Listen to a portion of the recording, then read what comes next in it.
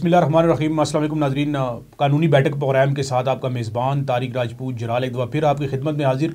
और नाज़रीन, हमेशा की तरह एक दफ़ा फिर हमारे साथ मौजूद है जी, माहिर कानून किसी तारुफ के मोहताज नहीं है, Malik Mohammad Zaheer Awan advocate high court मेरे साथ मौजूद है। और आज जो हम बात करेंगे नाज़रीन, और उस वो जायदाद के प्रॉपर्टी के हवाले से बात करेंगे, जिसमें मनकूला गैर मनकूला और फिर प्रॉपर्टी ख़रीदते और बेचते वक्त किन किन कानूनी नकात का जो है वो ख्याल रखना बहुत ज़रूरी है। और फिर प्रोग्राम के आखिर में हमेशा की तरह आपकी तरफ से जो सवालात हमें भेजेंगे उनका जवाब भी लेंगे।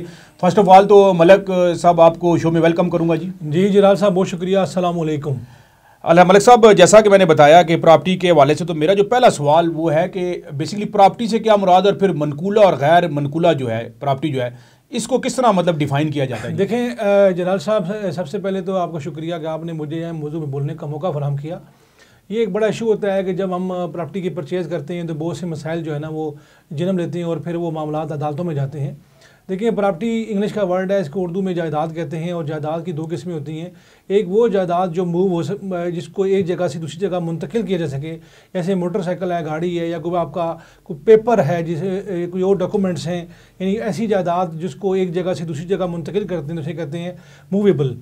और एक होती है इनमूवेबल, जिन्हें जो हरकत नहीं कर सकती, जिस तरह मकान है, फ्लैट है, या अपना मकान है हो गया, या फ्लैट हो गया, बंगला हो गया, जरी ज़मीन होगी, इसको हम मतलब नाम कहते हैं इमूवेबल प्रॉपर्टी होगी। अच्छा मतलब साहब, दूसरा जो क्वेश्चन है कि अब ये भी बड़ा अहम है, और बेसिकली जो अगर देखा भी जाए तो इस वजह से बहुत सारे लोगों के बाद में मसाइल भी पैदा होते हैं कि जब प्रॉपर्टी की खरीदो फरोख्त की करते वक्त किन किन कानूनी नकात का जो है वो करना ज़रूरी है कि मौके के ऊपर इन चीज़ों को जो है वो लाजमी तौर पर जो है ना बायर और सेलर की कर सकें। जी जलाल साहब, ये भी बड़ा अहम सवाल था। देखें, बात यह है कि जब भी जो हमारे नाजरीन इस प्रोग्राम को देखेंगे उनके लिए जानना ज़रूरी है कि आप जब भी कोई प्लाट, को मकान, को फ्लैट, कोई जरी ज़मीन, कोई ओपन प्लाट, कोई भी अगर आप परचेज़ करना चाहते हैं तो आप को सबसे पहले तो ये देखना चाहिए कि आप जिस पर्सन से, जिस बंदे के साथ आप डील कर रहे हैं, आया कि वो मकान, वो प्लाट, वो फ्लैट या वो जरी ज़मीन उसके नाम है कि नहीं है।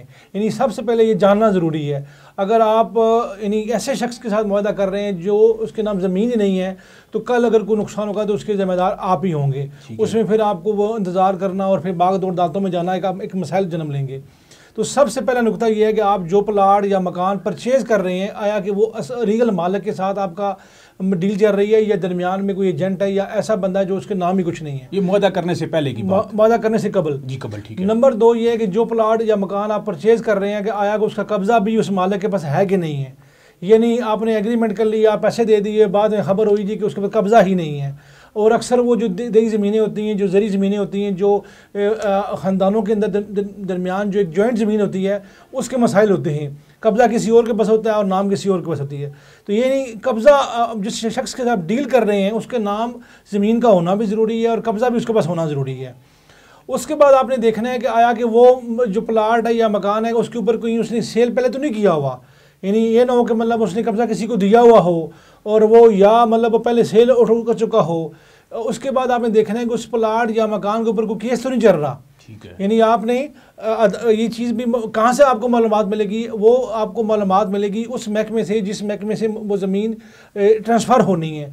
मिसाल के तौर पर मैं आपको समझाने के लिए कि अगर CDA की कोई ज़मीन है, CDA का कोई प्लाट है, तो आपने जाके CDA से डिपार्टमेंट जो CDA का वहाँ से पता करना है कि ये मकान या ये जो फ्लैट था, ये जो प्लाट है, ये इसके नाम है कि नहीं है। और नंबर 2 चेक करना है कि उसके ऊपर कोई लिटिगेशन तो नहीं चल रही, कोई ऐसा केस नहीं चल रहा जिसकी वजह से कल वो ट्रांसफ़र ना हो सके। या एक और चीज़ भी होती है जलाल साहब, जो बैंक के ऊपर कोई लोन लिया हुआ है। तो इन तमाम चीज़ों को जानना ज़रूरी है कि जो मकान, जो फ्लैट, जो भी चीज़ आप ख़रीद रहे हैं, या गाड़ी ख़रीद रहे हैं या मोटरसाइकिल ख़रीद रहे हैं, उसके ऊपर कोई प्रॉब्लम तो नहीं है कल ट्रांसफ़र होने में। अच्छा मतलब साहब, जिस तरह आपने बताया 2 बातें की यहाँ पर आपने, एक तो मुआहदा करने से पहले और दूसरा मुआहदा करने के बाद जिस चीज़ों का बायर और सेलर ने दोनों ने जो है वो ख्याल करना है, उसके ऊपर आपने बात की। अब देखें, जब आपस में एक एग्रीमेंट होता है बिटवीन 2 पार्टीज़ में, अब उसके अंदर कौन कौन से ऐसे कानूनी निकात हैं जिनका लिखना ज़रूरी है? देखें जलाल साहब, एक होती हैं, कुछ चीज़ें होती हैं जो मुआहदा करने से कबल होती हैं, वो मैंने बता दी हैं कि आप जिस शख्स के मुआहदा कर रहे हैं वो मालिक है, काबज़ है, उस प्लाट के साथ कोई मसला नहीं है, कोई लिटिगेशन नहीं है, कुछ बैंक के हवाले से मसला नहीं है। अब जब आप एग्री हो गए, आपका रेट तय हो गया, अब आपने एग्रीमेंट करना है। तो एग्रीमेंट करने के लिए चंद चीज़ों को जानना ज़रूरी है। एक तो आपने उस प्लाट की, उस मकान की मुकम्मल डिटेल तफसील लिखनी है, और वो जो पर्सन आपके साथ एग्रीमेंट कर रहा है उसका नाम, उसका ID कार्ड, उसकी तफसील लिखनी है कि मतलब वो मालिक है, जो भी उसकी तफसील आ जाएगी। उसके बाद उस एग्रीमेंट के अंदर गवाहों का होना ज़रूरी है, उनके दस्तखत का होना ज़रूरी है, स्टाम्प रजिस्टर्ड होना ज़रूरी है, स्टाम्प नंबर, उसकी डेट लिखनी ज़रूरी है। और फिर मुआहदे के अंदर आपने जो चीज़ें तय की हुई हैं वो प्रॉपर आप लिखें, और दस्तखत करने से कबल आपने उसको पढ़ना है, रीड आउट करना है कि आया कि जो चीज़ें हमारे साथ में तय हुई हैं ये गलत तो नहीं लिख दी हमने, या ऐसा तो नहीं हो रहा कि मतलब आपने जो तय हुआ है वो लिखा नहीं गया है। तो उसके बाद आप जाके दस्तखत करें, और बाकायदा फिर जब आप ये चीज़ें तय कर लेंगे तो इसमें मसले नहीं पैदा होंगे। मसले पैदा नहीं होंगे। अच्छा, अगला जो सवाल है मलिक साहब, प्रॉपर्टी की खरीदो फरोख्त के वक्त जो रकम है उसकी अदायगी का तरीकाकार जो है वो क्या होना चाहिए? ये बड़ा अहम सवाल है। देखें, इसमें बड़े इशू बनते हैं कि आजकल के दौर में अगर बाद का जो होता है कि आपने बंदे को कैश पेमेंट कर दी। देखें, पेमेंट करने के मुख्तलिफ तरीके हैं, जलाल साहब आप खुद भी समझते हैं। एक होती है कि आपने कैश पेमेंट करनी है, या चेक के थ्रू, या पे आर्डर के थ्रू, या ऑनलाइन ट्रांसफ़र करते हैं। तो देखिए, अब कैश पेमेंट का तो मैं नहीं कहता कि आप कैश पेमेंट करें। जब भी आप डील करें तो या तो आप चेक दें या पे आर्डर दें, और सबसे जो बेहतरीन चीज़ होती है वो पे आर्डर होती है। अब पे आर्डर का फ़ायदा ये होता है कि जो रकम आपने उस शख्स से लेनी है वो पे आर्डर बनता ही तब है जलाल साहब जब वो रकम अकाउंट में होती है। तो इन्हीं चेक भी अपनी जगह वैलिड होता है, लेकिन चेक के भी बहुत मसाइल होते हैं। तो पे आर्डर कभी भी डिसऑनर नहीं होता, क्योंकि पे आर्डर जब इशू होता है बैंक से तो वो अकाउंट में रकम होती तब इशू होता है। तो बेहतर यही है कि पे आर्डर के थ्रू किया जाए या ऑनलाइन कर ली जाए तो ये ज़्यादा बेहतर है। अच्छा मतलब साहब, जैसा कि अभी ट्रांसफ़र के हवाले से जो अपने कैश की बात कर रहे हैं, सॉरी जिसमें अदायगी के हवाले से बात कर रहे हैं, तो डेफिनेटली मतलब आपकी एक्सपर्टीज़ भी हैं, तो बेहतर आप सजेशन यही दे रहे हैं कि कोशिश की जाए कि जो हमारा जो पे आर्डर है, पे आर्डर का मैंने पहले अर्ज़ किया कि पे आर्डर का फ़ायदा ये होता है कि पे आर्डर बैंक से, मिसाल के तौर पर अली है, अली ने अहमद को पेमेंट करनी है, तो जब अली बैंक में जाएगा पे आर्डर बनाएगा तो बैंक तब पे आर्डर बनाएगा जब उसके अली के अकाउंट में पैसे होंगे, उसके अकाउंट में पैसे होंगे। तो वो पे आर्डर जब बन जाएगा तो फिर इसका मतलब ये है कि वो अहमद की प्रॉपर्टी बन जाएगी, वो पैसे, क्योंकि अहमद के नाम से पे आर्डर बनेगा और अहमद को जब मिलेगा तो उसमें कोई प्रॉपर्टी नुकसान नहीं होगा। अगला सवाल जो मलिक साहब वो ये है कि प्लाट या मकान या फ्लैट को ट्रांसफ़र करवाते वक्त किन नकात का जो है वो जानना ज़रूरी है?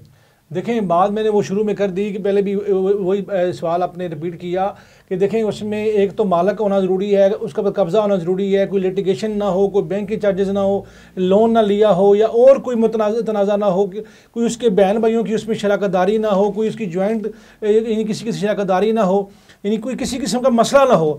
जब आप इन चीज़ों को देख लेंगे तो फिर आपका ही फ़ायदा होगा। जब आप पेमेंट दे देंगे तो आपको परेशानी नहीं होगी। बाद का ये होता है कि आपने ज़मीन ले ली, पैसे दे दिए, बाद में उसके बहन भाई आ गए, ये हमारा मसला है इसमें। तो इन सब चीज़ों को आपने देखना है, गौर करना है, पढ़ना है, सुनना है, समझना है, उसके बाद जाके आपने एग्रीमेंट करना है। अच्छा, मकसद यही था हमारा, क्योंकि डेफिनेटली आप जो आपकी तरफ सवालात हैं नाज़रीन वो भी शामिल करेंगे, क्योंकि हमारे प्रोग्राम का जो ये हम कानूनी बैठक यहाँ पर देसी TV USA के स्टूडियो से आप इस कैमरे की नज़र से आप देखते हैं, उसका मकसद यही है कि जो बेसिक कवानीन है उस तक अगर आप लोगों को आगाही दी जा सके कि आने वाले जो प्रॉब्लम है मसाइल से उसे आप लोग बच सकें। अच्छा मतलब पहला जो सवाल है वो हमें अहमद ने रावलपिंडी से पूछा है कि उसने कह रहा है कि मैंने घर ख़रीदा और सारी पेमेंट कर दी, लेकिन जब मैं ट्रांसफ़र के लिए मुतलका महकमे से मैंने रुजू किया तो जवाब था कि मकान ट्रांसफ़र नहीं हो सका। जो रीज़न वो बता रहे हैं वो ये बता रहे हैं कि इस मकान के हवाले से जो वो केस है वो ज़ेर समाअत है मुअज़्ज़ज़ अदालत के अंदर। देखें जलाल साहब, मैंने शुरू में इसका जवाब दे दिया था। इन्होंने वो गलती ये की है कि इन्होंने जब एग्रीमेंट किया, जाके डील की, इन्होंने को मतलब डीलर की बातों में आए या खुद ही जाके एग्रीमेंट कर लिया। इनका काम था मुतलका डिपार्टमेंट में जाते, वहाँ पर जाके मालूमात देते कि आया कि ये प्लाट मैं परचेज़ कर रहा हूँ, इसके नाम है, कब्ज़ा इसके पास है, कोई लिटिगेशन तो नहीं है। अब इनकी लापरवाही की वजह से अब इनके पैसे तो डूब गए, अब इनको अदालतों में जाना पड़ेगा, केस करना पड़ेगा, जाके पैसे रिकवरी करेंगे। अगर ये शुरू में ही जाके मुतलका डिपार्टमेंट से मालूमात दे लेते, आज इनको ये परेशानी का सामना ना करना पड़ता। अच्छा, वो जिसमें मतलब एक और भी बात है ना, कानूनी एक बड़ा वो मशहूर जो है वो मुहावरा भी है कि मुश्तरी होशियार बाश। जी बिल्कुल, मतलब ना आप जब भी आप परचेजिंग करें तो आपको होशियार होना चाहिए, किसी की बातों में नहीं होना चाहिए, बल्कि अपना दिमाग इस्तेमाल करते हुए आप जाके सब चीज़ों को चेक करने के बाद जब आप समझें कि तमाम चीज़ें इसकी क्लियर हैं तो फिर उसके बाद जाकर एग्रीमेंट करें। बीइंग खरीदारी भी नाज़रीन आपकी कोई जिम्मेदारी बनती है, कोई लायबिलिटी बनती है, उसका भी आपने ख्याल करना है।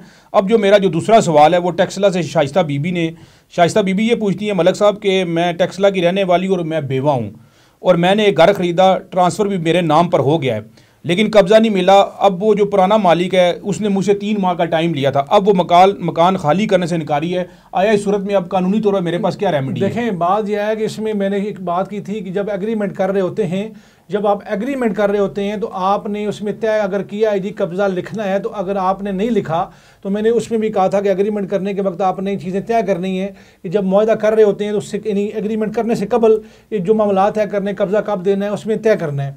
अगर वो आपने उसमें लिखा हुआ है तो फिर तो वैलिड है।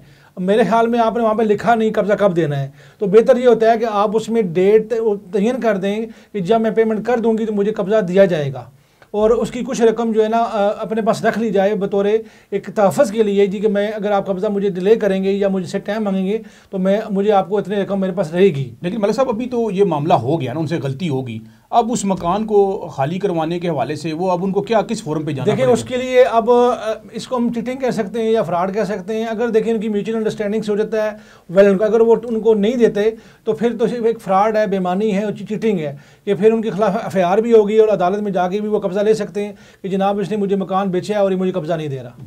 जी नाज़रीन, ये था हमारा आज का प्रोग्राम जिसमें हमने बात की जायदाद के हवाले से, उसकी ट्रांसफ़र के हवाले से, फिर मलिक साहब ने बड़ी डिटेल से जो चीज़ें हैं वो बताई। मेरा यहाँ पर ये कहना है कि बीइंग ख़रीदार भी आपके ऊपर कुछ लाइबिलिटी है, कानूनी तौर पर कोशिश करें कि तमाम चीज़ों को ख़ुद भी चेक कर लें कि आइंदा आने वाली जो कानूनी मसाइल हैं उनसे बचा जा सके।